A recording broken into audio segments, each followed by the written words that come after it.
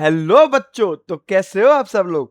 आशा करता हूं सब बढ़िया होंगे and welcome to my channel. तो आज हम लोग बेटा breathing and exchange of gases का लेक्चर नंबर 3 लाए हैं और आज हम लोग दो टॉपिक क्लियर करेंगे अपने।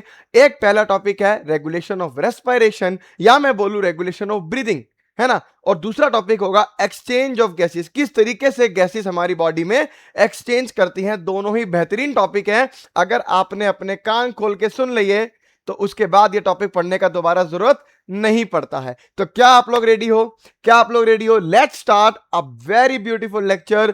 वेलकम। अपना कॉपी पेन निकाल लीजिए, एक जगह बैठ जाइए, इंस्टाग्राम ये सब चीजें ना चलाइए और पूरा पूरा ध्यान यहां पर फोकस करिए। तो आज का जो टॉपिक है स्टार्ट कर रहा हूं मैं रेगुलेशन ऑफ ब्रीदिंग से या रेगुलेशन ऑफ रेस्पिरेशन से।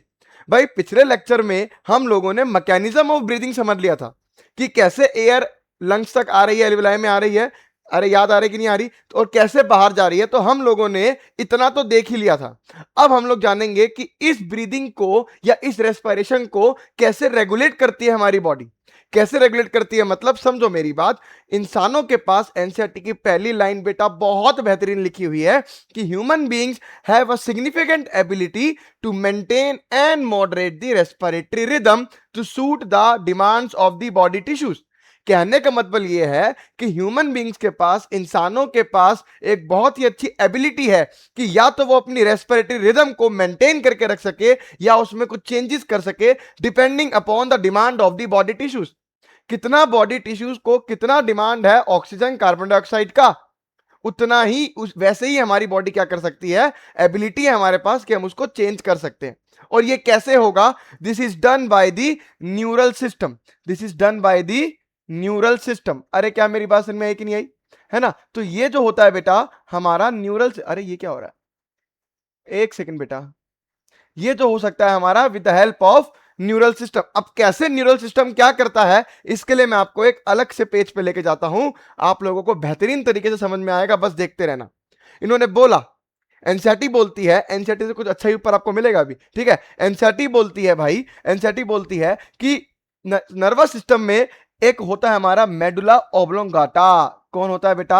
Medulla oblongata. बेटा देखो, ये आपका मेडुला ऑब्लोंगाटा, मेडुला, ठीक है ना। मेडुला ऑब्लोंगाटा के अंदर बेटा होता है हमारा रेस्पिरेटरी रिदम सेंटर, आरआरसी, है ना। मेडुला ऑब्लोंगाटा के अंदर होता है हमारा रेस्पिरेटरी रिदम सेंटर, ठीक है। This is RRC, respiratory rhythm centre. और इस रेस्पिरेटरी रिदम सेंटर जो है एनसीईआरटी कहती है ये आपकी ब्रीदिंग को मॉडरेट या चेंजेस इसमें लाता है। कैसे लाता है मैं आपको बता रहा हूं। देखो भैया, ये रेस्पिरेटरी रिदम सेंटर जो है हमारी ब्रीदिंग को कंट्रोल करता है। कैसे कंट्रोल करता है बस सुनो, ठीक है। इधर देखो, रेस्पिरेटरी रिदम सेंटर के पास, है ना, दो चीजें होती है बेटा। एक होता है डोर्सल रेस्पिरेटरी ग्रुप, एक होता है डोर्सल रेस्पिरेटरी ग्रुप, और एक होता है बेटा वेंट्रल रेस्पिरेटरी ग्रुप।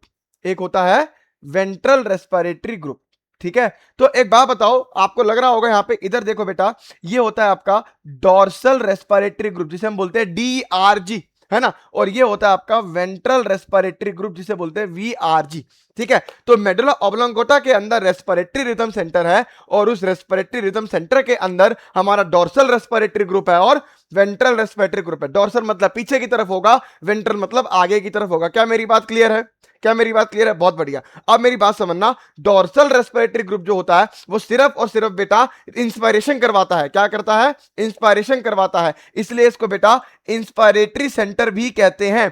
मतलब जब भी ये सिग्नल भेजेगा तो सिर्फ और सिर्फ इंस्पायरेशन ही होगा। ये सिग्नल भेजेगा, इंस्पायरेशन होगा, सिग्नल नहीं भेजेगा, एक्सपायरेशन हो जाएगा।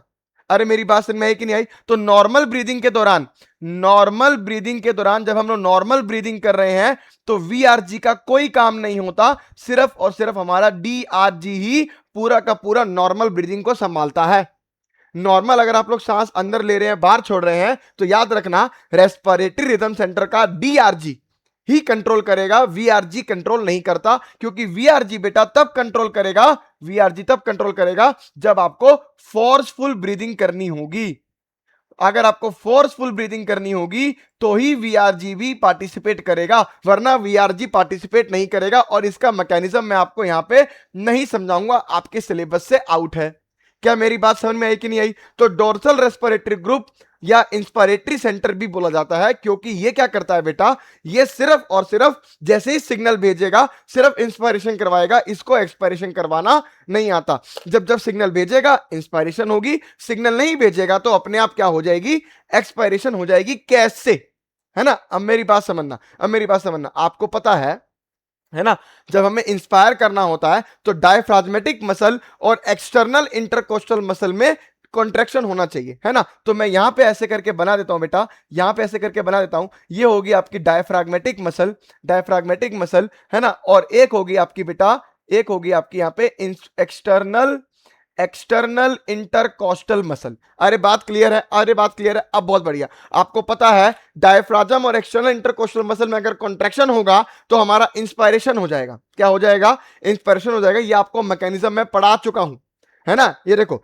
जैसे इन दोनों में कॉन्ट्रैक्शन होती है, जैसे इन दोनों में क्या होती है, कॉन्ट्रैक्शन होती है, तो क्या होता है हमारे अंदर, क्या होता है, हमारे रिब्स और स्टर्नम ऊपर की तरफ जाते हैं, है ना? मैं आपको पढ़ाया था UFO, upward, forward and outward. और डायफ्राजम हमारा फ्लैट हो जाता है, डायफ्राजम हमारा क्या होता है बेटा, फ्लैट होता है। तो इससे क्या होता है, हमारा थोरेसिक चैम्बर का वॉल्यूम बढ़ जाता है। जैसे थोरेसिक वॉल्यूम का चैम्बर बढ़ जाता है, प्रेशर घट जाता है। अंदर का प्रेशर जैसे ही घट जाएगा तो एटमॉस्फेरिक एयर का प्रेशर बाहर ज्यादा है, अंदर कम है। Air moves from high pressure to low pressure. ये आपको मालूम है, ये आपको मालूम है, बहुत बढ़िया। अब होता क्या है, जब इंस्पायर करना हो, इंस्पायर करना हो तो हमारा डीआरजी जो होता है वो आपका डायफ्राजम और इंस्पायरेटरी एक्सटर्नल इंटरकोस्टल मसल को क्या भेजता है बेटा, सिग्नल भेजता है। जैसी सिग्नल भेजता है ये कॉन्ट्रैक्ट होते हैं, कॉन्ट्रैक्ट होते हैं, अंदर की वॉल्यूम बढ़ती है, वॉल्यूम बढ़ती है, प्रेशर घटता है, higher pressure to lower pressure, air अंदर आ गई। क्या मेरी बात क्लियर है?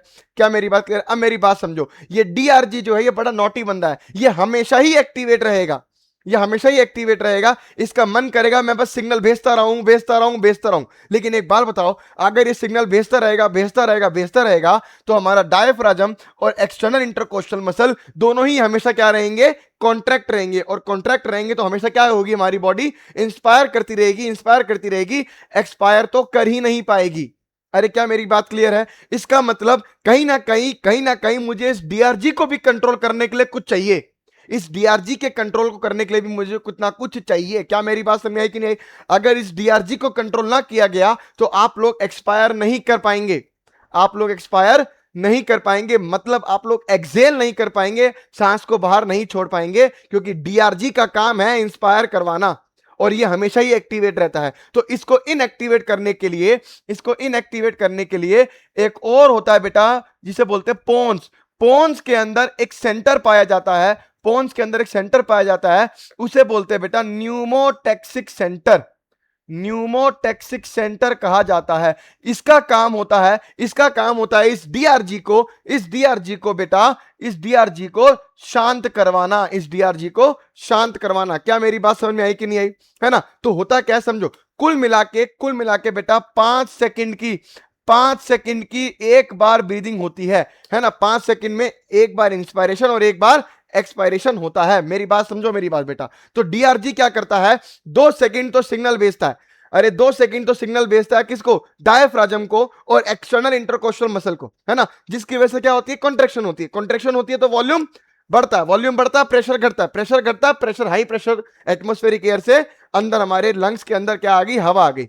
लेकिन उसके बाद क्या करता है, न्यूमोटैक्सिक सेंटर इसको सिग्नल भेजता है, किसको, डीआरजी को। और उसके सिग्नल कैसे होते हैं बेटा, इनहिबिटरी सिग्नल होते हैं, है ना? इनहिबिटरी सिग्नल होते हैं। इसका मतलब जैसे ही इसको सिग्नल आता है तो ये डीआरजी ग्रुप जो होता है बेटा वो स्विच ऑफ हो जाता है। क्या हो जाता है, स्विच ऑफ हो जाता है। इसलिए इसको बेटा स्विच ऑफ सेंटर भी कहते हैं, switch off centre, switch off centre for DRG. अरे मेरी बात सुनिए, या फिर फॉर इंस्पायरेशन, फॉर इंस्पायरेशन। तो क्या होता है बेटा, जैसे न्यूमोटैक्सिक सेंटर सिग्नल भेजता है किसको, डीआरजी को, है ना? जैसे डीआरजी को सिग्नल भेजता है ये आपके क्या करते हैं, स्विच ऑफ हो जाते हैं। जैसे ही स्विच ऑफ होते हैं तो ये जो पॉजिटिव वाले सिग्नल थे, ये जो डायफ्राजम को सिग्नल भेज रहा था, ये सिग्नल भेजना अब बंद कर देगा। और मैंने आपको कहा था कि डीआरजी सिग्नल भेजेगा तो कॉन्ट्रैक्शन होगा, इंस्पायरेशन हो जाएगा, डीआरजी सिग्नल नहीं भेजेगा तो अपने आप एक्सपायरेशन हो जाएगा। क्या मेरी बात क्लियर हुई?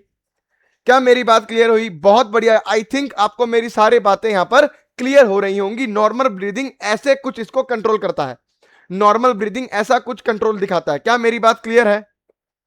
क्या मेरी बात क्लियर है? अब और मेरी बात समझना, एनसीईआरटी कहती है कि न्यूमोटैक्सिक सेंटर जो होता है, न्यूमोटैक्सिक सेंटर जो होता है वो हमारे ब्रीदिंग रेट में चेंज ले आता है, वो हमारी इंस्पायरेशन के ड्यूरेशन को कम कर देता है। एनसीईआरटी बोलती है कि हमारा जो न्यूमोटैक्सिक सेंटर है वो हमारे ब्रीदिंग रेट को अल्टर करता है और हमारी इंस्पायरेशन के ड्यूरेशन को कम कर देता है और ब्रीदिंग रेट को बढ़ा देता है। इसका मतलब समझ लो, इसका मतलब समझ लो। अब मेरी बात समझना, अगर न्यूमोटैक्सिक की बात करूं तो ये क्या करता है, डीआरजी को सिग्नल भेजता है और बोलता है कि स्विच ऑफ हो जा। अगर, अब मेरी बात समझना, डीआरजी का काम है कि 2 सेकंड तक इनको कॉन्ट्रैक्ट करवाना, लेकिन अगर न्यूमोटैक्सिक सेंटर इसको पहले ही सिग्नल भेज दे, 2 सेकंड से पहले ही, है ना, तो इंस्पिरेशन क्या हो जाएगा बेटा, 1 सेकंड का हो जाएगा। मान लेते हैं कि डीआरजी जो है वो सिग्नल भेज रहा है 2 सेकंड का कि कॉन्ट्रैक्शन हो, किसमें, डायफ्राजम के मसल में और एक्सटर्नल इंटरकोस्टल मसल में, 2 सेकंड का। लेकिन न्यूमोटैक्सिक सेंटर ने 2 सेकंड से पहले ही डीआरजी को सिग्नल भेज दिया, तो डीआरजी स्विच ऑफ हो जाएगा। और अगर डीआरजी स्विच ऑफ हो जाएगा तो इंस्पिरेशन का ड्यूरेशन डिक्रीज हो जाएगा। अरे जो पहले 2 सेकंड तक कॉन्ट्रैक्ट करवाना था अब 2 सेकंड से कम कॉन्ट्रैक्ट करवाएगा। अरे मेरी बात समझ में है कि नहीं है? तो इंस्पिरेशन का ड्यूरेशन कम हो जाएगा, इंस्पिरेशन का ड्यूरेशन कम हो जाएगा तो एक्सपायरेशन का ड्यूरेशन भी कम हो जाएगा। क्या मेरी बात समझ में आई कि नहीं आई? क्या मेरी बात समझ में आई कि नहीं? अरे इतनी हवा भरी ही नहीं तो इतनी हवा निकालोगे कहां से, है कि नहीं? तो अगर इंस्पायरेशन का ही ड्यूरेशन कम हो जाएगा, इंस्पायरेशन का ही ड्यूरेशन कम हो जाएगा तो ऑफ कोर्स सी बात है एक्सपायरेशन का ड्यूरेशन भी कम हो जाएगा। और अगर जल्दी सांस लेके जल्दी सांस छोड़ दोगे तो आप लोगों को क्या हो जाएगा, आप फिर सांस लोगे। अरे जो काम 5 सेकंड में होना था वो काम 3 सेकंड में हो गया। अरे जो काम सांस लेना सांस छोड़ना 5 सेकंड में होना था वही काम 3 सेकंड में हो गया। 5 सेकंड के हिसाब से आप 1 मिनट में 12 से 16 बार, 5 सेकंड के हिसाब से आप 1 मिनट में 12 से 16 बार सांस लेते हैं छोड़ते हैं। आपका ब्रीदिंग रेट 12 से 16 है। तो अगर एक बार का 5 सेकंड का 3 सेकंड हो चुका है बेटा, तो 3 सेकंड के हिसाब से आपका ब्रीदिंग रेट बढ़ेगा कि घटेगा, मुझे यह बता दो। अरे मुझे यह बता दो, जहां पहले 5 सेकंड ले रहे थे और 12 से 16 बार सांस ले रहे थे, अरे मेरी बात समझ में आई कि नहीं? वहीं अब आप इंस्पायर एक्सपायर करने के लिए 3 सेकंड ले रहे हैं। कितने सेकंड ले रहे हैं? 3 सेकंड ले रहे हैं। तो ब्रीदिंग रेट बेटा बढ़ेगा कि घटेगा? ऑफ कोर्स सी बात है, ब्रीदिंग रेट घटेगा, ओ सॉरी बढ़ेगा। अरे क्या मेरी बात क्लियर है? क्या मेरी बात क्लियर है? तो न्यूमोटैक्सिक सेंटर कहीं ना कहीं हमारे रेस्पिरेटरी रिदम सेंटर को कंट्रोल करता है और इंस्पायरेशन की ड्यूरेशन को घटाता है और ब्रीदिंग रेट को बढ़ाता है। क्या ये लाइन आपको क्लियर हुई?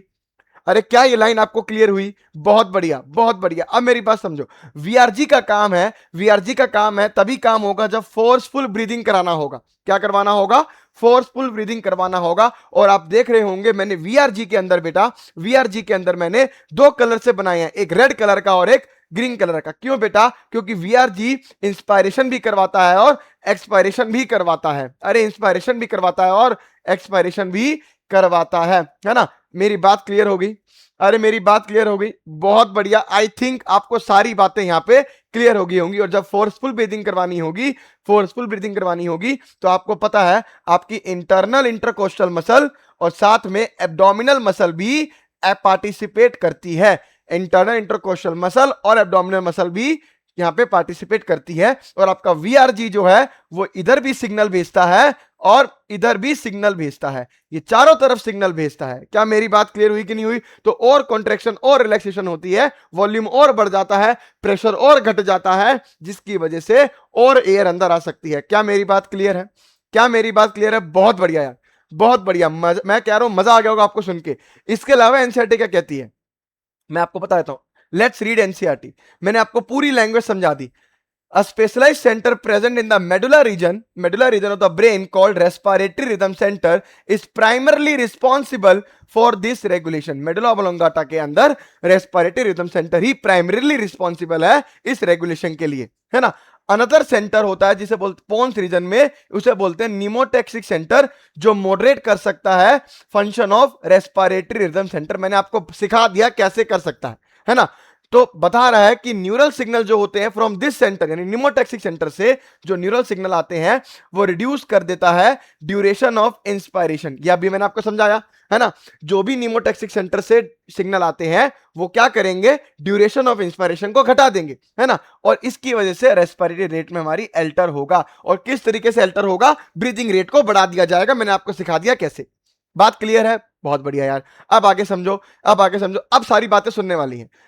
अ कीमोसेंसिटिव एरिया, एक कीमोसेंसिटिव मतलब केमिकल से सेंसिटिव एरिया वाला, मतलब एक ऐसा एरिया है जो केमिकल्स को सेंसिटाइज करता है ना। तो chemosensitive area is situated adjacent to the respiratory centre, respiratory rhythm centre है ना, रेस्पिरेटरी रिदम सेंटर के जस्ट एडजेसेंट, उसके पास में एक कीमोसेंसिटिव एरिया होता है जो कि हाईली सेंसिटिव है बेटा carbon dioxide and H plus ions यानी हाइड्रोजन आयंस के लिए। याद रखना, जब भी कार्बन डाइऑक्साइड की बात करूंगा हाइड्रोजन आयंस की बात अपने आप हो जाएगी, जब भी कार्बन डाइऑक्साइड की बात करूंगा हाइड्रोजन आयंस की बात एकदम बराबर आएगी। कार्बन डाइऑक्साइड बढ़ गया यानी H प्लस आयंस बढ़ गए, कार्बन डाइऑक्साइड बॉडी में घट गया यानी H प्लस आयंस बॉडी में घट गए। इसका मैं आपको बताऊंगा जब मैं आपको ट्रांसपोर्ट पढ़ाऊंगा, ठीक है, कि क्यों कार्बन डाइऑक्साइड और H प्लस इतने ज्यादा आपस में क्या बोलते हैं उसको, लिंक्ड है, ठीक है ना, लिंक क्यों है ये मैं आपको बताऊंगा।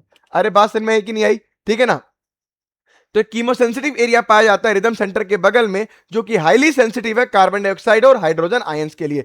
जैसे इनके अंदर ये चीजें बढ़ जाती है, बॉडी के अंदर बढ़ गई, तो उसने क्या किया, सेंसिटाइज किया, है ना। जैसे सेंसिटाइज किया, increase in this substances can activate this centre, है ना, जो कि क्या करेगा, हमारे रेस्पिरेटरी रिदम सेंटर को बोलेगा कि कुछ ऐसा कर, कुछ ऐसा कर जिससे क्या हो, इस कार्बन डाइऑक्साइड को हम लोग बॉडी से बाहर फेंक सके, क्योंकि भैया ये बढ़ता जा रहा है ना। तो to make necessary adjustments in the respiratory process by which these substances can be eliminated। क्या मेरी बात समझ में आई, क्या मेरी बात समझ में आई, है ना, बहुत बढ़िया। अब आगे समझो, जो आपकी आउटा से निकलती, जब आपकी हार्ट से आउटा निकलती है तो आउटा क्या करती है, ऐसे करके एक आउटिक आर्च बनाती है ना। तो कुछ रिसेप्टर्स होते हैं, कुछ रिसेप्टर्स होते हैं जो किससे अटैच होते हैं, एसोसिएट होते हैं हमारे आउटिक arch and carotid artery. Carotid artery कौन सी आर्टरी होती है, जो ब्लड सप्लाई करते हैं हमारी ब्रेन को, है ना। वो भी रिकॉग्नाइज कर लेती है क्या, कार्बन डाइऑक्साइड और H प्लस आयन के कंसंट्रेशन के चेंजेस के अंदर, है ना। जैसे ही carbon dioxide H plus ion बढ़ते हैं तो यहां के रिसेप्टर्स को भी पता लग जाता है कि भैया ये हो रहा है, जिसकी वजह से ये क्या करेंगे, ये सिग्नल भेजेंगे हमारे रिदम सेंटर को फॉर रेमेडियल एक्शन, है ना, जिससे हम क्या करेंगे, अपनी ब्रीदिंग की रेट को बढ़ा के कार्बन डाइऑक्साइड को बाहर निकालेंगे। क्या मेरी बात समझ में आई, है ना। अब मेरी बात समझना, जब भी मैं इस रेस्पिरेटरी रिदम सेंटर को हमेशा कौन कंट्रोल कर रहा है ना, कौन सा केमिकल या कौन सा गैस कंट्रोल कर रहा है, कार्बन डाइऑक्साइड, है ना। ऑक्सीजन के बारे में बोला क्या, ऑक्सीजन का बहुत ही लिमिटेड रोल है ना, या मैं बोलूं रोल ही नहीं है। अरे बात समझ में आई कि नहीं, तो the role of oxygen in the regulation of respiratory rhythm is quite insignificant. मतलब ऑक्सीजन का कोई रोल नहीं है, और है तो बहुत ही माइनर रोल है ना।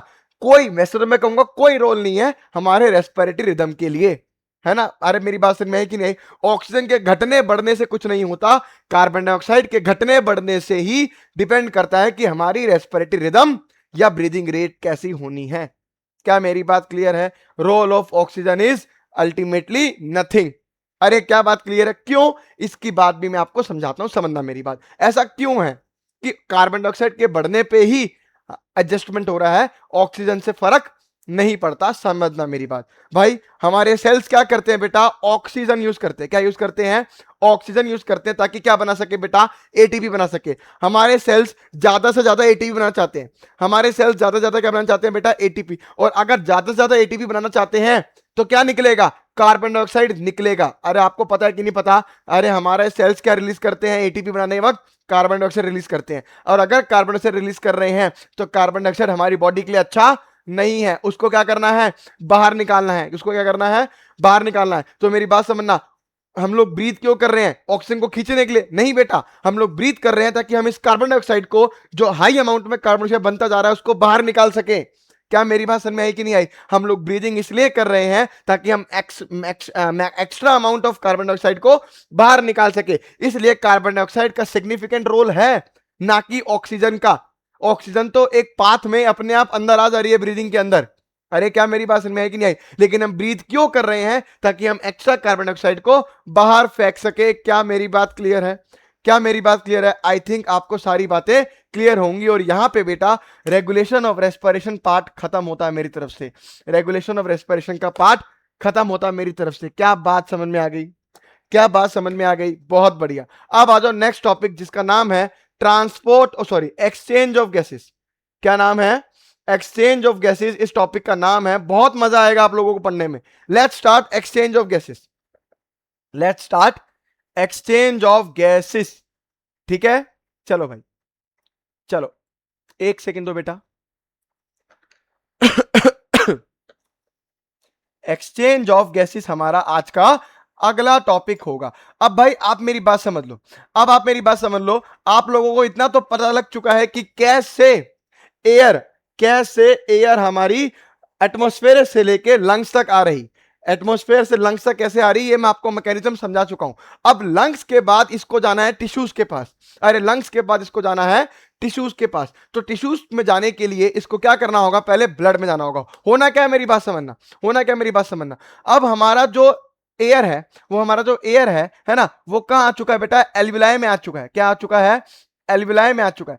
अब एल्विलाय से बेटा आपको पता है, एल्विलाय से बेटा ये क्या करेगा, मान लो बेटा ये ब्लड वेसल है, ये क्या है, ब्लड वेसल है ना। तो एल्विलाय से पहले ये कहां जाएगा, हमारा ब्लड वेसल में जाएगा। अरे बोलो, ब्लड वेसल में जाएगा। तो पहला एक्सचेंज तो आपको दिख रहा है कहां हो रहा है, एल्विलाय, एल्विलाय एंड ब्लड के बीच में, एल्विलाय एंड ब्लड के बीच में। और उसके बाद ये ब्लड क्या करेगा, आगे जाके यहां पे प्रेजेंट है हमारे टिश्यूज, क्या प्रेजेंट है, टिश्यूज। तो अगली बार क्या होगा, अगला एक्सचेंज जो होगा ब्लड के थ्रू टिश्यूज में होगा। तो सेकंड एक्सचेंज कहां हो रहा है, बिटवीन ब्लड एंड टिश्यूज। क्या मेरी बात समझ में आई कि नहीं आई, क्या मेरी बात समझ में आई कि नहीं आई। तो सीधी बात है, पहला एक्सचेंज जो हो रहा है वो हो रहा है एल्विलाय और ब्लड के बीच में, और दूसरा एक्सचेंज हो रहा है वो हो रहा है ब्लड और टिश्यूज के बीच में। अरे क्या मेरी बात समझ में आई कि नहीं आई। और ये जो एक्सचेंज होता है, ये जो गैसेस का एक्सचेंज हो रहा है बेटा, ये 3-4 चीजों पे डिपेंड करता है, ये 3-4 चीजों पे डिपेंड करता है। पहला जो डिपेंड करता है वो होता है प्रेशर ग्रेडियंट पर। किस पर बेटा, प्रेशर ग्रेडियंट पे डिपेंड करता है। अरे मेरी बात समझ लो बेटा, ये जो गैसियस एक्सचेंज है ये डिपेंड कर रही है आपकी, पहला पॉइंट है प्रेशर ग्रेडियंट पर, पहला पॉइंट क्या है, प्रेशर ग्रेडियंट पर।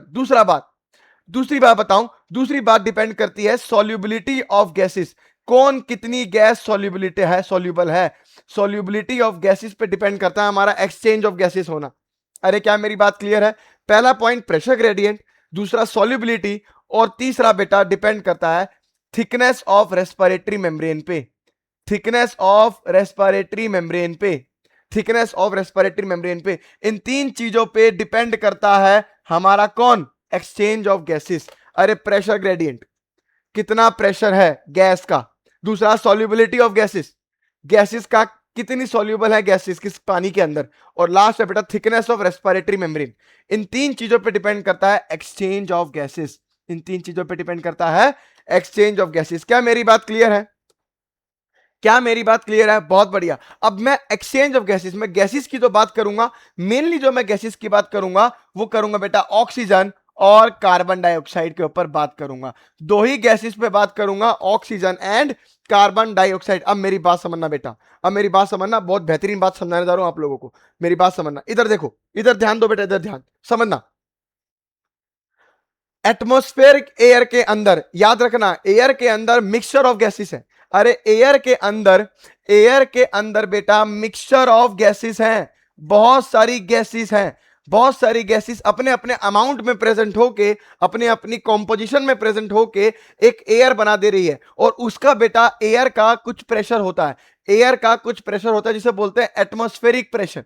क्या बोलते हैं, एटमॉस्फेरिक प्रेशर, जो लगभग 760 mm ऑफ Hg होता है, 760 mm ऑफ Hg होता है। कहने का मतलब एयर के अंदर बहुत सारी मिक्सचर ऑफ गैसेस हैं, हर गैसेस अपने अपने कॉम्पोजिशन में है, अपने अपनी परसेंटेज में है, और इन सब को मिला के, इन सब का मिला के जो एयर का प्रेशर है वो कितना होता है, 760 mm ऑफ Hg। अब मिक्सचर ऑफ गैसेस में ऑक्सीजन भी है, कार्बन डाइऑक्साइड भी है, कार्बन मोनोऑक्साइड भी है, नाइट्रोजन भी है, हाइड्रोजन भी है, बहुत सारी गैसेस हैं। लेकिन मुझे जो बात करनी है बेटा, वो बात करनी है ऑक्सीजन की और कार्बन डाइऑक्साइड की मेनली।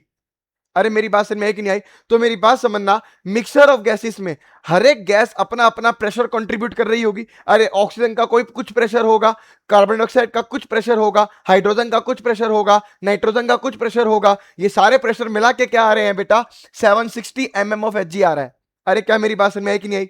तो एयर के अंदर मिक्सचर ऑफ गैसेस का प्रेशर है जिसको वैल्यू है 760 मर्करी, 760 mm ऑफ मर्करी। क्या मेरी बात क्लियर है? लेकिन अगर मैं मिक्सचर ऑफ गैसेस में से एक पर्टिकुलर गैस के प्रेशर की बात करूं, जैसे अगर मैं बोलूं इस मिक्सचर ऑफ गैस के अंदर ऑक्सीजन का प्रेशर क्या है, तो मैं उसके लिए प्रेशर ऑफ ऑक्सीजन यूज नहीं करूंगा, मैं क्या वर्ड यूज करूंगा बेटा? Partial pressure of oxygen, partial pressure of oxygen. और इसको लिखते हैं बेटा कैसे?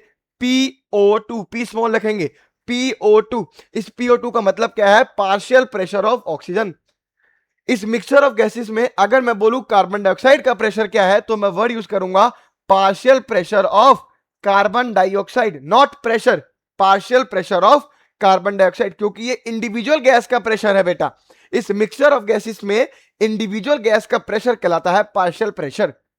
अरे क्या मेरी बात समझ में आई कि नहीं आई? तो इसको मैं कैसे डिनोट करूंगा? कैपिटल P और CO2। क्या मेरी बात क्लियर है? क्या मेरी बात क्लियर है? तो हम लोग पार्शियल प्रेशर की बात करेंगे, ना कि टोटल प्रेशर की बात करेंगे। हर एक इंडिविजुअल गैस का प्रेशर पार्शियल प्रेशर कहलाता है, ना कि टोटल प्रेशर कहलाता है। क्या मेरी बात क्लियर हुई? क्या मेरी बात यहां तक क्लियर हो गई आपको? आई थिंक आपको मेरी सारी बातें क्लियर हो रही, आई थिंक आपको मेरी सारी बातें क्लियर हो रही हैं। बहुत बढ़िया। अब मेरी बात समझना, अब मेरी बात समझना और मेरी बात समझो, ठीक है? एक बार जरा एनसीईआरटी से हल्का सा रीड कर लेते हैं।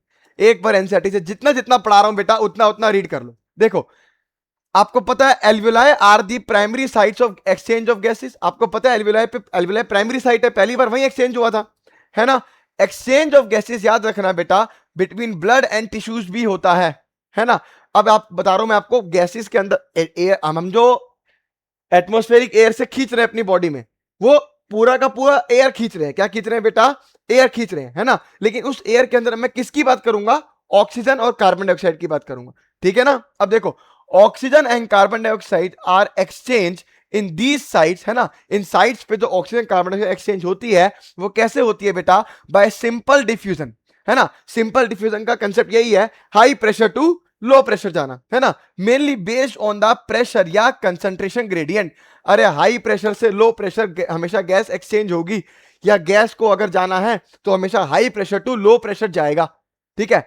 इसके अलावा बेटा सॉल्युबिलिटी ऑफ द गैसेस भी होती है ना? जिस पे डिपेंड होता है solubility of gases, as well as thickness of the membranes, है ना? Involved in diffusion are also some important factors that can affect the rate of diffusion. मतलब एक्सचेंज जो है बेटा इन तीन बातों पे डिपेंड करती है, मैं आपको पहले ही बता चुका हूं, पहले ही मैं आपको बता चुका हूं। बहुत बढ़िया, आई थिंक आपको सारी बातें याद हो रही है।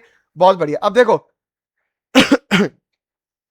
pressure contributed by an individual gas in a mixture of gases is called partial pressure। मैंने आपको बताया पूरी मिक्सचर ऑफ गैसेस में प्रेशर कहा जाता है, और मिक्सचर ऑफ गैसेस में इंडिविजुअल गैस का प्रेशर को पार्शियल प्रेशर कहा जाता है ना? और उसको हम रिप्रेजेंट करेंगे PO2, आपको दिखाया, ठीक है ना? For oxygen and PCO2 for carbon dioxide, है ना? Partial pressure of these two gases in the atmospheric air and the two sides of diffusion are given. अब मेरी बात समझो, अब मेरी बात समझ लो, बहुत इंपॉर्टेंट मैं बता रहा हूं। ये जो पार्शियल प्रेशर है ये हर जगहों पे अलग अलग होता है, हर जगहों पे अलग अलग होता है। इनकी कुछ वैल्यूज होती हैं जो आपको याद रखनी है, इनकी कुछ वैल्यूज होती हैं जो आपको याद रखनी है बेटा। वो आपको ये टेबल बना रखा है, ये टेबल बहुत इंपॉर्टेंट है।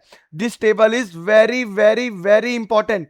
अगर आपको ये टेबल याद है बेटा तो आप लोग इजीली समझ जाएंगे कि गैसेस एक्सचेंज कैसे हो रहा है, क्या हो रहा है, क्या होना चाहिए। बात क्लियर है? बात क्लियर है? चलो बेटा याद करवाता हूं। देखो, एटमॉस्फेरिक एयर के अंदर ऑफ कोर्स सी बात है ऑक्सीजन की मात्रा बहुत ज्यादा होगी और कार्बन डाइऑक्साइड की मात्रा कम होगी। मेरी बात समझ लो, ऑक्सीजन के अंदर कितनी होती है? 159, और कार्बन डाइऑक्साइड के अंदर कितनी होती है?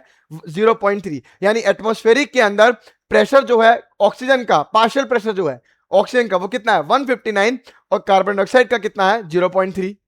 एल्वियोलाई की बात करूं, एल्वियोलाई में ऑफ कोर्स सी बात है ऑक्सीजन ज्यादा होगा और कार्बन डाइऑक्साइड कम होगा। ऑक्सीजन कितना होता है बेटा? 104, और कार्बन डाइऑक्साइड होता है 40। क्या होता है? 40।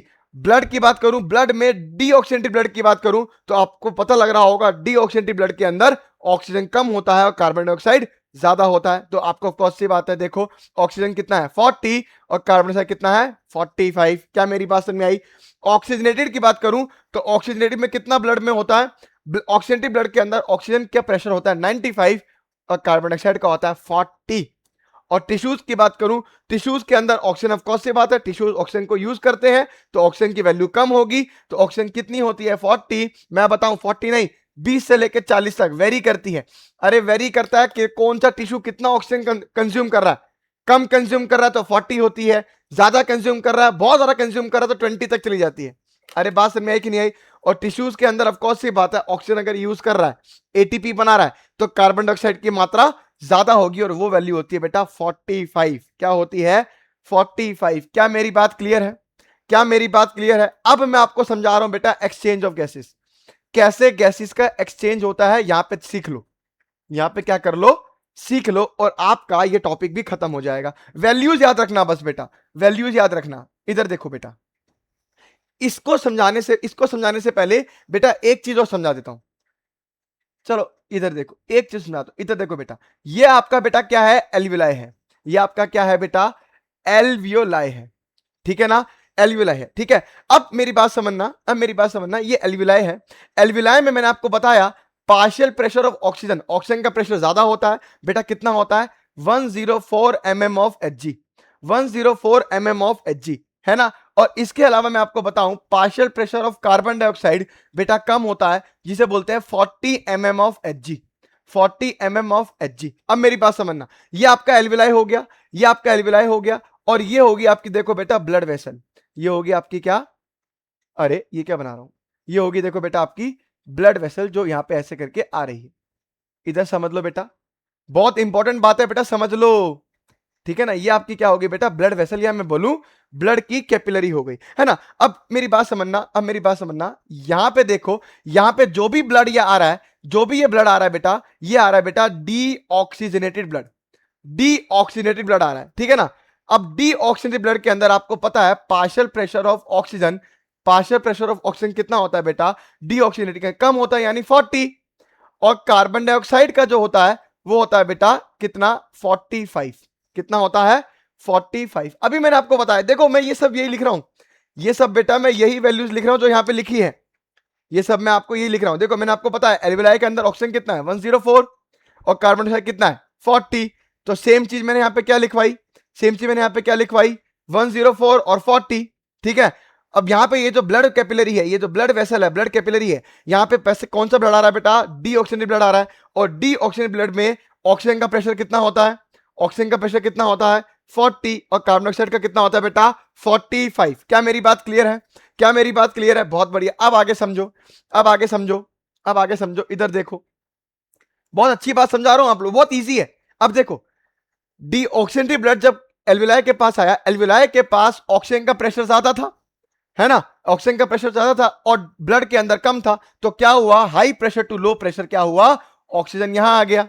अरे बात समझ में आई कि नहीं आई? सेम चीज कार्बन डाइऑक्साइड का प्रेशर डीऑक्सीजन ब्लड में 45 है, और कार्बन डाइऑक्साइड का एल्वियोलाई के अंदर कम है, तो क्या हुआ बेटा? Carbon dioxide high pressure to low pressure यहां चला गया। क्या मेरी बात समझ में आई कि नहीं आई? कहां चला गया बेटा? ये एल्वियोलाई के अंदर आ गया। अरे मेरी बात समझ में आई कि नहीं आई? एल्वियोलाई के अंदर आ गया, बहुत बढ़िया। अब मेरी बात समझो, अब मेरी बात समझो, अब क्या हुआ? ऑक्सीजन यहां ब्लड के अंदर आई, तो ऑक्सीजन का वैल्यू ऑफ कोर्स सी बात है बढ़ गई होगी ब्लड के अंदर, बेटा कितनी हो गई? 95। कितनी हो गई? 95। और कार्बन डाइऑक्साइड देखो बेटा ब्लड से चला गया, तो कार्बन डाइऑक्साइड की वैल्यू कम हो गई होगी, कितनी बेटा? 40। तो इस ब्लड के अंदर देखो, इस ब्लड के अंदर कार्बन डाइऑक्साइड, ऑक्सीजन की वैल्यू 95 और कार्बन डाइऑक्साइड कम है ना? तो ये ब्लड कैसा हो गया बेटा? देखो ऑक्सीजनेटेड ब्लड हो गया। अब ये ऑक्सीजनेटेड ब्लड क्या करेगा बेटा? जाएगा जाएगा जाएगा, और कहां पहुंचेगा? हमारे टिश्यूज के पास, है ना? यहां पे मैं आपको बना के दिखाता हूं, यहां पे आपके क्या प्रेजेंट है? यहां पे आपके प्रेजेंट है बेटा टिश्यूज, ये आपके टिश्यूज हैं, और टिश्यूज के अंदर आपको पता है ना? टिश्यूज के अंदर आपको पता है ऑक्सीजन कम होता है, कितना होता है बेटा? 20 से लेके 40। अरे 20 से लेके 40 mm ऑफ मर्करी होता है, और कार्बन डाइऑक्साइड की मात्रा आपको पता ज्यादा होती है, कितनी बेटा? करीब करीब 40। अभी आपको लिखवाया यहाँ पे, अभी आपको लिखवाया 40, इधर देख लो बेटा, इधर देख लो, अभी अभी 45, सॉरी, ओहो 45। अरे कहां गया? एक सेकंड बेटा, एक सेकंड, है ना? कितना हो गया बेटा? देख 40। ओहो, अरे चल क्यों नहीं रहा भाई? एक सेकंड बेटा, एक सेकंड, एक सेकंड, अरे इसको क्या हो गया यार? हम्म, बेटा ये रुक गया, एक सेकंड रुकना जरा। एक सेकंड रुकना।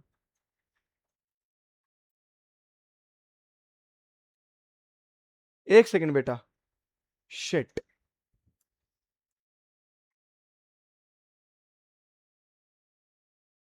एक सेकंड, बस एक सेकंड बेटा।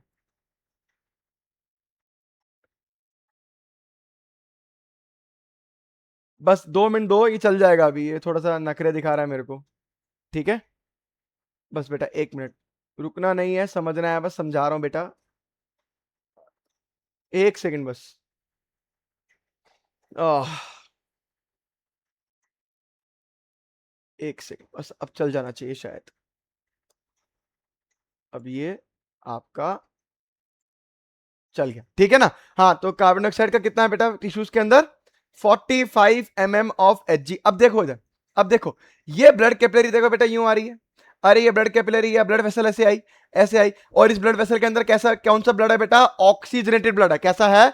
ऑक्सीजनेटेड ब्लड है। अब ये ऑक्सीजनेटेड ब्लड में क्या वैल्यू है? ऑक्सीजनेटेड ब्लड की क्या वैल्यू है? ऑक्सीजन की कितनी वैल्यू है यहाँ पे? 95, है ना। और कार्बन डाइऑक्साइड की कितनी वैल्यू है? कितनी वैल्यू है? 40। इधर देखो बेटा, ऑक्सीजन की वैल्यू टिश्यूज में 20 से 40 है, और ऑक्सीजन की कितनी वैल्यू है ब्लड के अंदर?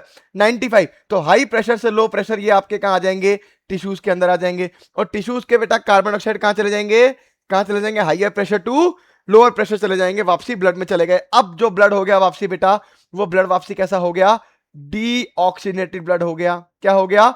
डीऑक्सीजनेटेड ब्लड हो गया। और अब ये डीऑक्सीजनेटेड ब्लड वापसी कहां जाएगा बेटा? ये वापसी जाएगा आपके एल्विलाई के पास। कहां जाएगा?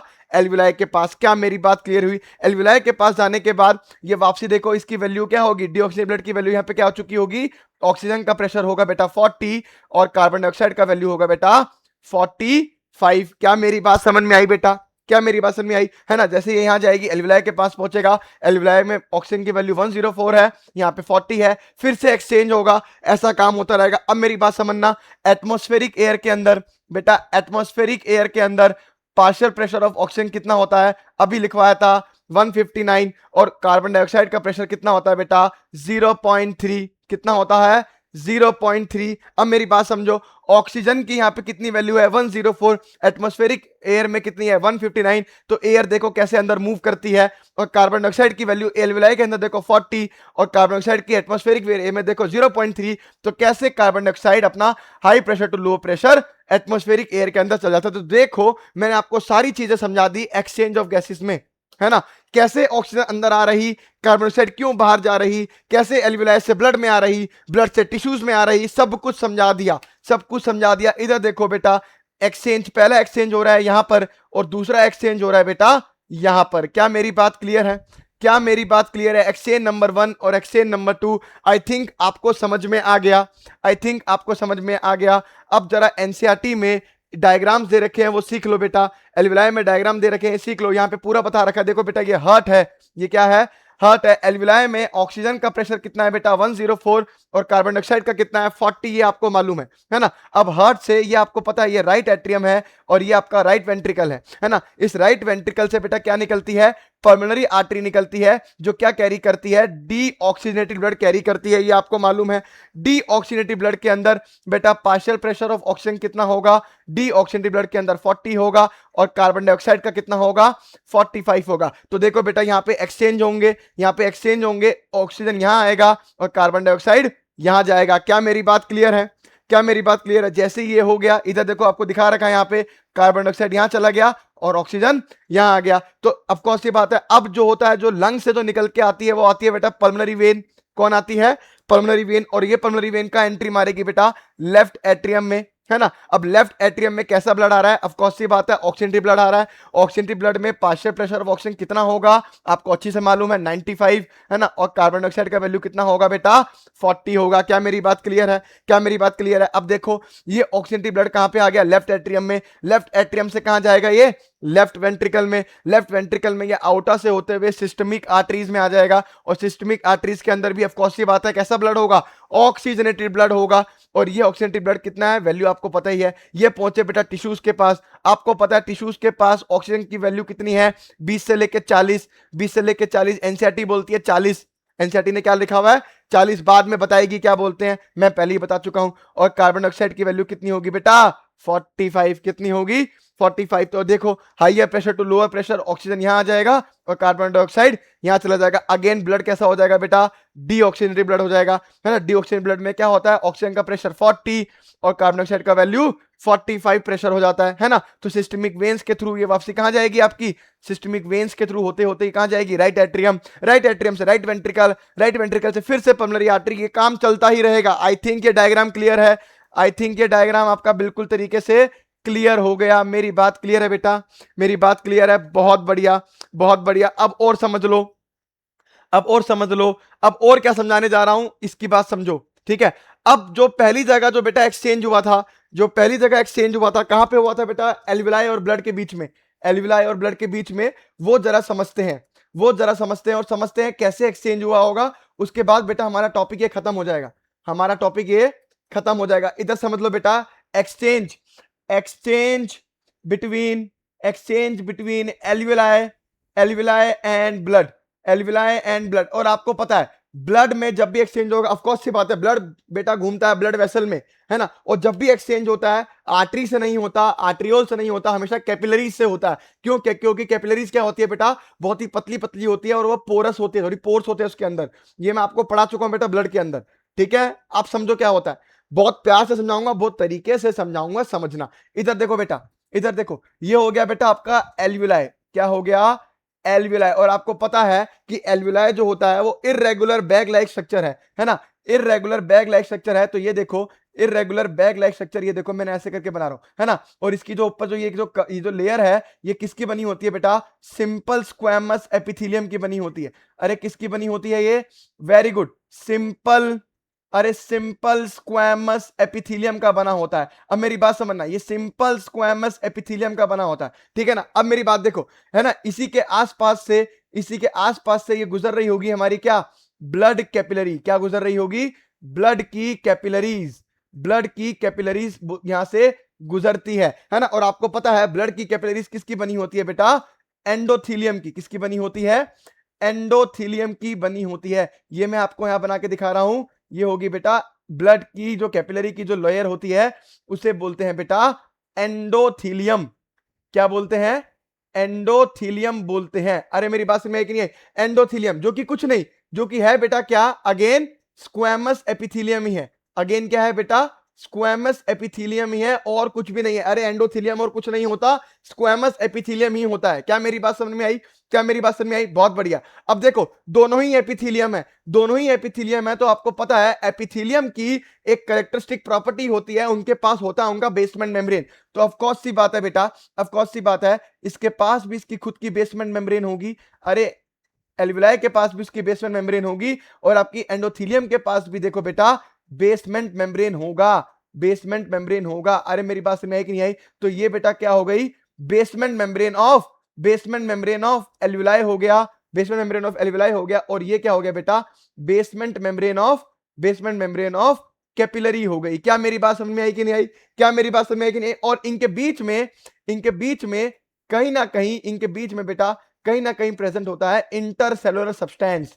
क्या प्रेजेंट होता है, इंटरसेलुलर सब्सटेंस प्रेजेंट होता है। Intercellular substance is present, intercellular substance is present. क्या मेरी बात समझ में आई, क्या मेरी बात समझ में आई, क्या। अब मेरी बात समझना, हमारी गैस, हमारी ऑक्सीजन या कार्बन डाइऑक्साइड को अगर एक्सचेंज करना है, आपको पता है एल्विलाई से कहां जाएगी, वो ब्लड में जाएगी। तो आपको पता है जब उसको एल्विलाई से, एल्विलाई से ये बोलते हैं, इसको बोलते हैं बेटा एल्वियोलर कैविटी। क्या बोलते हैं, एल्वियोलर कैविटी। अब मेरी बात समझना, अगर यहां से ऑक्सीजन को उठ के यहां जाना है, क्या करना है, यहां जाना है, और कार्बन डाइऑक्साइड को यहां से उठ के यहां जाना है, तो बेटा मेरी बात समझना, उसको ये सारी वॉल्स को एक्सचेंज करना होगा। अरे इन सारी वॉल्स को एक्सचेंज करना होगा जो ये मेम्ब्रेन्स मिलके बना रही हैं। अरे मेरी बात समझ में आई कि नहीं आई, है ना। ये सारी की सारी इन मेम्ब्रेन्स को क्या करना पड़ेगा बेटा, इनको पार करना होगा, इन सारी गैसेस को, इस मेम्ब्रेन्स को क्रॉस करना होगा। तो क्या मैं इन्हीं मेम्ब्रेन्स को मिला के बोल नहीं सकता कि यही मेरी रेस्पिरेटरी मेम्ब्रेन है, अरे यही मेरी क्या है बेटा, रेस्पिरेटरी मेम्ब्रेन है। या मैं बोलूं यही मेरी एक्सचेंज करने वाली मेम्ब्रेन है, यही मेरी क्या है बेटा, एक्सचेंज करने वाली मेम्ब्रेन है। क्या मेरी बात समझ में आई, क्या मेरी बात समझ में आई। तो यही वो मेम्ब्रेन है जिसको क्या करना है बेटा, पार करना है, पार करना है, इसलिए इसको बोलते हैं बेटा रेस्पिरेटरी मेम्ब्रेन। तो रेस्पिरेटरी मेम्ब्रेन क्या कर रही है बेटा, तीन मेम्ब्रेन मिलके क्या बनाती है हमारी रेस्पिरेटरी मेम्ब्रेन। आपको पांच चीजें दिख रही होंगी यहाँ पे, आपको क्या दिख रही है, देखो 1 2 3 4 और 5। अरे मेरी बात समझ में आई कि नहीं आई? ये क्या है बेटा, ये क्या है, ये आपका इंटर सेलुलर सब्सटेंस है, इंटरसेलुलर सब्सटेंस है। ये कैपिलरी वाला पांच नहीं है, सॉरी बेटा, रुको इधर देखो, रुक जाओ एक सेकंड बेटा, एक सेकंड देना बस। इधर देखो, ये क्या है बेटा, ये आपका इंटर सेलुलर सब्सटेंस, मैंने उस तरफ लिख दिया था जबकि मुझे इस तरफ लिखना चाहिए था, इंटर सेलुलर सब्सटेंस है। तो अब देखो पांच मेम्ब्रेन, 1 2 3 4 और 5, पांच मेम्ब्रेन मिलकर, अरे पांच मेम्ब्रेन मिलकर क्या बना रही है, आपकी रेस्पिरेटरी मेम्ब्रेन या एक्सचेंज मेम्ब्रेन बना रही है। लेकिन एनसीईआरटी बोलती है बेटा, एनसीईआरटी बोलती है कि तीन मेम्ब्रेन मिलकर आपकी रेस्पिरेटरी मेम्ब्रेन बनाती है, जहां से डिफ्यूजन होता है, जहां से एक्सचेंज होता है ना। वो तीन मेम्ब्रेन कौन सी है, एनसीईआरटी बोलती है पहली जो मेम्ब्रेन है उसे बोलते हैं simple squamous epithelium of alveoli, alveoli के सिंपल स्क्वेमस एपिथेलियम। तो पहली जो मेम्ब्रेन है वो कौन है, simple squamous epithelium of alveoli, ये आपकी पहली मेम्ब्रेन है। दूसरी मेम्ब्रेन क्या बोलती है एनसीईआरटी, एनसीईआरटी बोलती है एंडोथीलियम, अरे दूसरी बोलती है एंडोथीलियम ऑफ ब्लड कैपिलरी। अरे बात समझ में आई कि नहीं आई?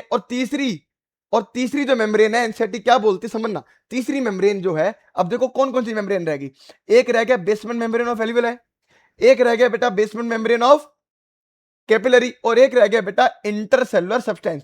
इन तीनों को मिला के एनसीईआरटी क्या बोलती है मालूम है, एनसीईआरटी बेसमेंट मेम्ब्रेन से बेसमेंट उठा लेती है, बेसमेंट मेम्ब्रेन से बेसमेंट उठा लेती है, और इंटरसेलुलर सब्सटेंस से सब्सटेंस उठा लेती है, और बोलती है जो तीसरी लेयर है वो है बेटा आपकी बेसमेंट सब्सटेंस। क्या है, बेसमेंट सब्सटेंस है। क्या मेरी बात समझ में आई? तो एनसीईआरटी बोलती है ये तीन मेम्ब्रेन मिलके आपकी रेस्पिरेटरी मेम्ब्रेन बना रही, ये तीन मेम्ब्रेन मिलके आपकी क्या बना रही, रेस्पिरेटरी मेम्ब्रेन बना रही। क्या मेरी बात क्लियर हो गई? क्या मेरी बात क्लियर हो गई? बहुत, आई थिंक आपको मेरी सारी बातें यहां पर क्लियर हो गई होंगी। तो आप देख सकते हो यहाँ पे, आप यहाँ पे देख सकते हो ये एल्विलाई की सिंपल स्क्वेमस एपिथेलियम होगी, है ना, वन सेल थिक। अरे बात समझ में आई? ठीक है। इसके अलावा यहाँ पे देखो ये क्या हो गया आपका, देखो बेसमेंट सब्सटेंस, जिसके अंदर क्या इंक्लूड है, बेसमेंट मेम्ब्रेन, और साथ में क्या इंक्लूड होगा बेटा, वेरी गुड, इंटरसेलुलर सब्सटेंस, इन दोनों को मिला के बोल दिया। और ये होगी बेटा देखो आपकी क्या, एंडोथेलियम ऑफ कैपिलरी।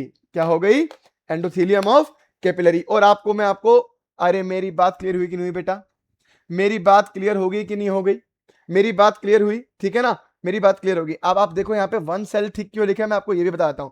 आप देखो सारे के सारे सेल ऐसे हैं, ऐसे नॉर्मल है, एक सेल आपको दिख रहा होगा यहाँ पे थिक थोड़ा सा, तो इसे बोलते हैं वन सेल थिक। तो एक्चुअली में एल्विलाई की जो मेम्ब्रेन है, वो जो सिंपल स्क्वेमस जो एपिथेलियम की बनी हुई है, उसमें दो टाइप के सेल है, मैक्सिमम स्क्वेमस वाले हैं, लेकिन एक कुछ सेल थिक पाया जाता है, एक सेल क्या पाया जाता है बेटा, थोड़ा सा थिक पाया जाता है। क्या मेरी बात क्लियर है? क्या मेरी बात क्लियर है? ठीक है, इसको जरा एक बार एनसीईआरटी से रीड कर लेते हैं, इसको एक बार एनसीईआरटी से रीड कर लेते हैं, उसके बाद हम लोग अपना लेक्चर यहाँ पे खत्म करते हैं, ठीक है। चलो बेटा यहाँ पे देखो यहाँ पे देखो, ये मैं यहां कहां तक पढ़ाया था, हाँ ये रहा। The data given in the table clearly indicates a concentration gradient for oxygen from alveoli. आपको पता है कि एल्विलाई और ब्लड में एक्सचेंज में कंसंट्रेशन ग्रेडियंट बन रहा है ना। Similarly a gradient in present for carbon dioxide in the opposite direction, that is from tissues to blood and blood to alveoli, है ना। अब ये solubility वाला कंसेप्ट बेटा बाद में बताऊंगा, कैसे क्यों ज्यादा है कार्बन डाइऑक्साइड की solubility, ये मैं आपको बाद में बताऊंगा। अब जो मेन है ये समझ लो, है ना, रेस्पिरेटरी मेम्ब्रेन को बेटा डिफ्यूजन मेम्ब्रेन भी कहते हैं, है ना। तो इधर देख लो, the diffusion membrane is made up of 3 major layers. NCERT बोलती है 3 मेजर लेयर, लेकिन अगर मैं माइनर की बात करूं तो 5 लेयर। अरे माइनर मतलब सारी गिनूंगा, मेजर मतलब 3 मेजर गिन रहा हूं। अगर माइनर बोलूंगा तो 5 लेयर, मेजर बोलूंगा तो 3 लेयर। बात क्लियर है?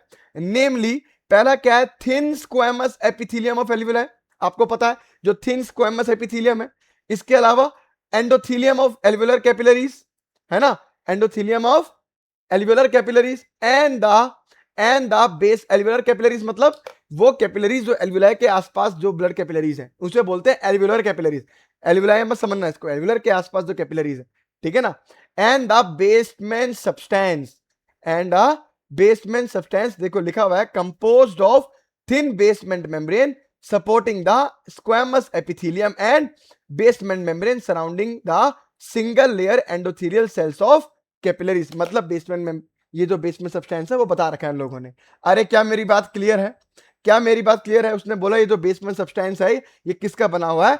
ये एक बेसमेंट मेम्ब्रेन का बना हुआ है जो स्क्वेमस एपिथेलियम और बेसमेंट मेम्ब्रेन जो उसको कवर करके बैठी है ना। इन बिटवीन देम, अब मेरी बात समझो, हाउएवर, है ना, अब मेरी बात समझना, इनकी जो थिक, इन सबकी मिला के जो थिकनेस है ना बेटा, इन सबकी मिला के जो थिकनेस है is much less than a millimetre, 1 mm से भी कम है।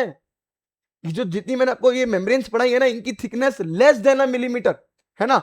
इस अगर ये मिलीमीटर से ऊपर बढ़ जाए ना तो एक्सचेंज नहीं हो पाएगा, दिक्कतें बढ़ जाएंगी। Therefore all the factors in our body are favorable for diffusion of oxygen from alveoli to tissues and that of carbon dioxide from tissues to alveoli। ये सारे फैक्टर्स बता रहे हैं कि कैसे एल्वुलाई से ऑक्सीजन जाती है ब्लड के अंदर और कैसे कार्बन डाइऑक्साइड टिश्यू से जाता है ब्लड के अंदर। क्या मेरी बात क्लियर हो गई? क्या मेरी बात क्लियर होगी? आई थिंक आपको सारी बातें क्लियर हो गई। अगला जो लेक्चर पढ़ेंगे बेटा हम लोग वो होगा ट्रांसपोर्ट ऑफ गैसेस के ऊपर और आपको उसमें बहुत मजा आएगा। तब तक के लिए ओके, बाय बाय।